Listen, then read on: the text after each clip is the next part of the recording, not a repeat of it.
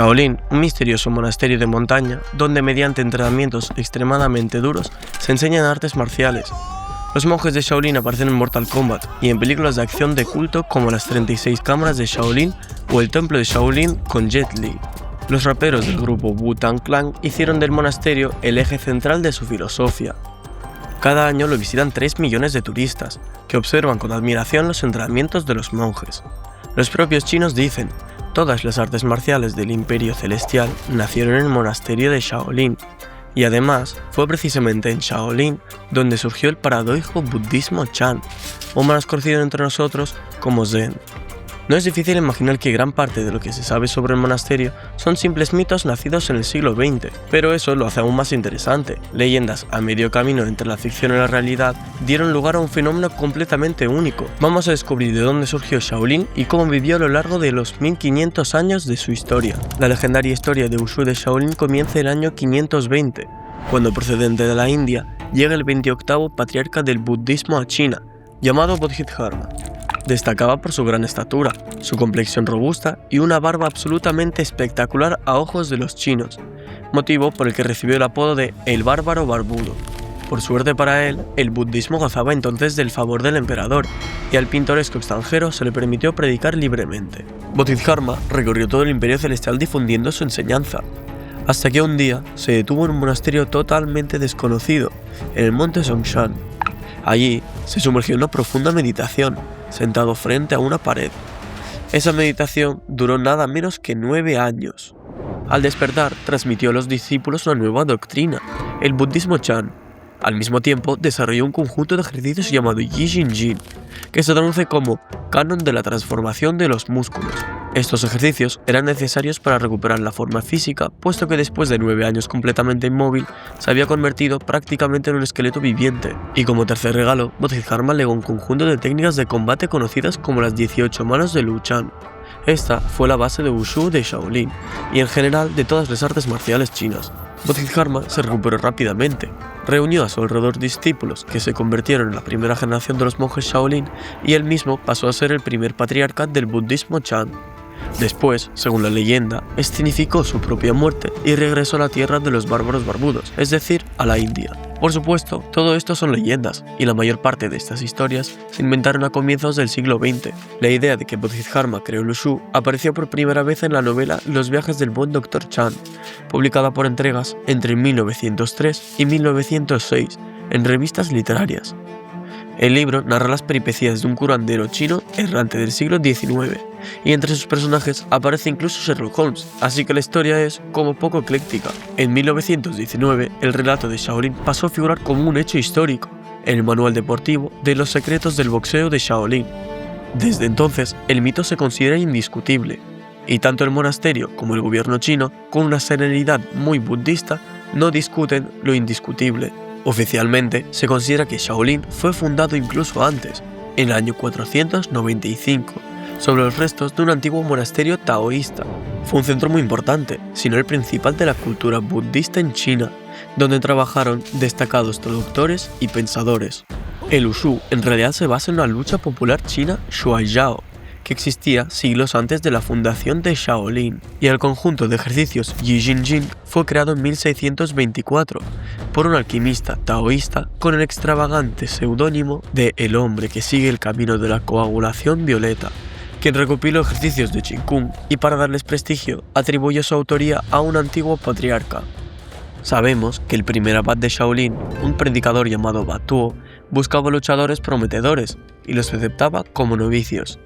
Incluso se conocen los nombres de los 2 primeros monjes que practicaron Wushu.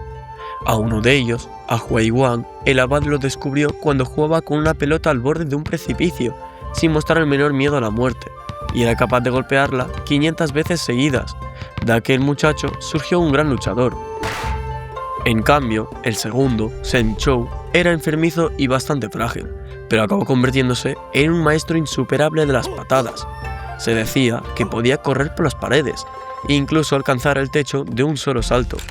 El monasterio estaba construido en lo más profundo de la cordillera de Songshan, un entorno duro y peligroso, lleno de bandidos, animales salvajes y amenazas constantes. Además, la comunidad poseía grandes extensiones de tierra. Poco después de su fundación, el emperador del Imperio Celestial donó al monasterio 667 hectáreas de terreno. Desde el principio, los monjes tuvieron que enfrentarse a bandidos y defenderse de las bestias salvajes. En esto se diferenciaban de las órdenes de caballería occidental, orientadas a grandes batallas y estrategias militares. Para los Shaolin era más importante sobrevivir en enfrentamientos individuales sin armadura y con un simple bastón de viaje como arma. Pronto, los monjes pudieron devolver el favor a la casa imperial. En el siglo VII, la nueva dinastía Tang se enfrentó a una gran rebelión. El general Wang Shichun tomó la capital y envió a su sobrino a los alrededores de Shaolin para establecer allí su cuartel general. 13 monjes guerreros reunieron una milicia, derrotaron a los rebeldes y capturaron al general enemigo.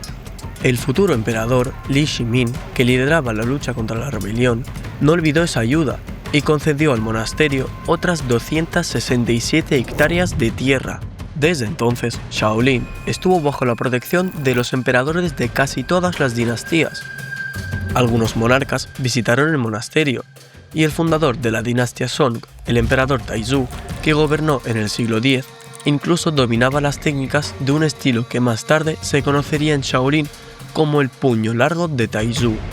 Sus descendientes formaron con los monjes una unidad distinta a proteger las fronteras de los nómadas Jurchen. La época de la dinastía mongola Yuan de los siglos XIII y XIV fue un periodo de florecimiento para Shaolin. En primer lugar, Kang Kubilai, quien conquistó China, apostó por el budismo y no por el islam, como otros descendientes de Genghis Khan, y Shaolin volvió a apoyar el gobernante legítimo, aunque fuera extranjero. El monasterio incluso fue incendiado por los rebeldes durante el levantamiento de los turbantes rojos. En segundo lugar, al llegar al poder, los mongoles prohibieron a la gente común portar armas. Esta norma se aplicaba a todos excepto a los monjes. Muchos maestros de Wushu prefirieron retirarse a los monasterios con el tal de conservar el derecho a llevar armas. Sin embargo, Shaolin alcanzó el apogeo de su fama durante la dinastía Ming, entre los siglos XIV y XVII, después de que los chinos derrocaran la dinastía mongola. Fue precisamente en ese periodo cuando se formó un estilo propio y único, llamado Shaolin. Antes de eso, el monasterio era más bien un caldero en el que se mezclaban diversas artes marciales.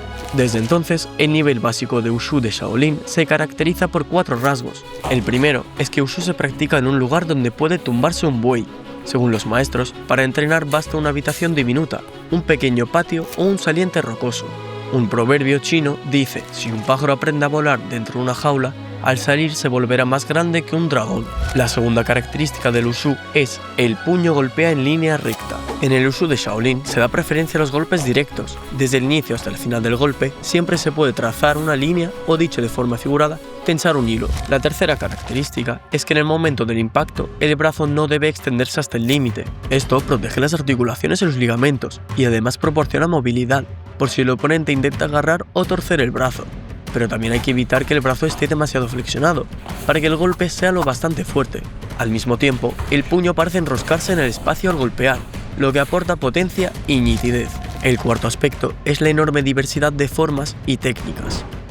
Al competir con otros centros de Wushu, principalmente Wutang y Imei, y al mismo tiempo reclutar maestros de fuera, Shaolin absorbió y asimiló cientos de estilos. En la época de la dinastía Qin, entre los siglos XVII y XIX, los documentos mencionaban un centenar de estilos que tenían hueco en el monasterio. Hoy en día se cuentan hasta 360. Lo más importante es que esa diversidad dio a Shaolin las llamadas formas menores y mayores.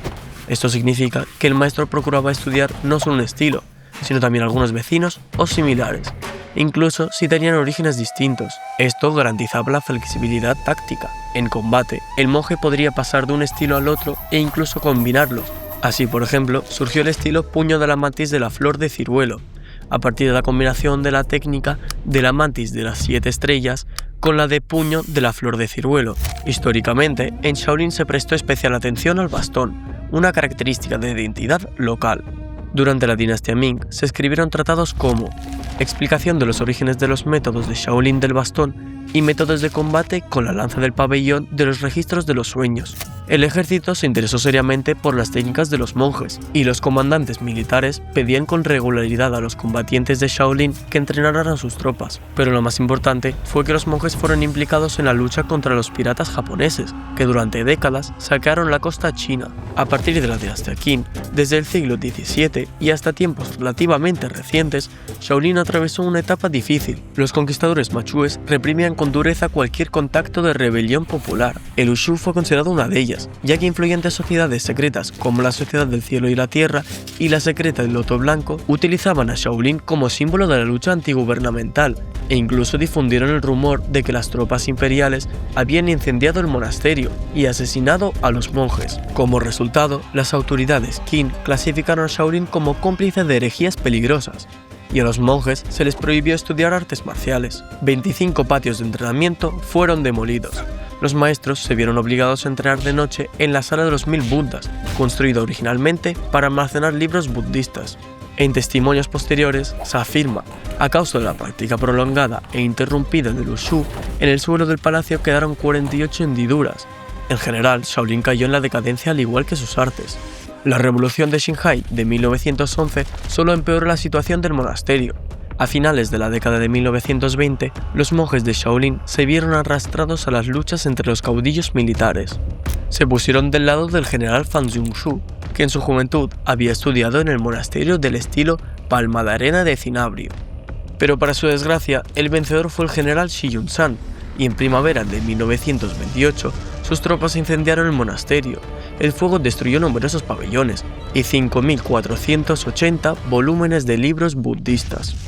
Durante la Revolución Cultural, los monjes se vieron obligados a abandonar definitivamente el monasterio. Las estatuas de Buda fueron destruidas y las propiedades del templo nacionalizadas. Parecía el final. Sin embargo, con el tiempo la postura de los comunistas se suavizó y el gobierno decidió utilizar el Wushu con fines propagandísticos. En ello desempeñó un papel enorme la película El Templo de Shaolin del año 1982 con el joven Jet Li. Convertida en una obra de culto, despertó un interés mundial por las artes marciales y como resultado el monasterio fue restaurado y repoblado. Hoy en día, Shaolin es una especie de patrimonio cultural de China. Los monjes Shaolin son personajes habituales en películas de acción y videojuegos. En el año 1994, el monasterio se convirtió oficialmente en una marca nacional de China y comenzó a abrir representaciones por todo el mundo, incluyendo Rusia. Y en 2010 fue declarado Patrimonio de la Humanidad por la UNESCO. Cada año, 3 millones de turistas visitan el monasterio para contemplar increíbles acrobacias, proezas de resistencia y fuerza. Pero esto es, en cierto modo, engañoso, porque a los auténticos monjes casi nunca se les muestra a los visitantes. Los maestros de Wushu que ven los turistas solo son novicios, y la mayoría de ellos permanecerán en ese puesto sin superar la dura selección. Los monjes, en cambio, salen de la parte cerrada del complejo al caer la tarde, cuando el monasterio se cierra al público. Resulta curioso que Shaolin se haya convertido en un símbolo de resistencia, especialmente en el cine de acción de Hong Kong y la mitología de los raperos de Wu-Tang Clan, cuando durante la mayor parte de su historia el monasterio gozó de privilegios y fue un bastión de poder, ya fuera chino o extranjero. Y esto sigue ocurriendo hoy. En 2018, Shaolin por primera vez en sus 1500 años de historia levantó la bandera nacional china como parte de una campaña patriótica. El gesto fue muy agradecido inequívocamente. El propio Xi Jinping favorece a Shaolin, y con él todo el pueblo chino.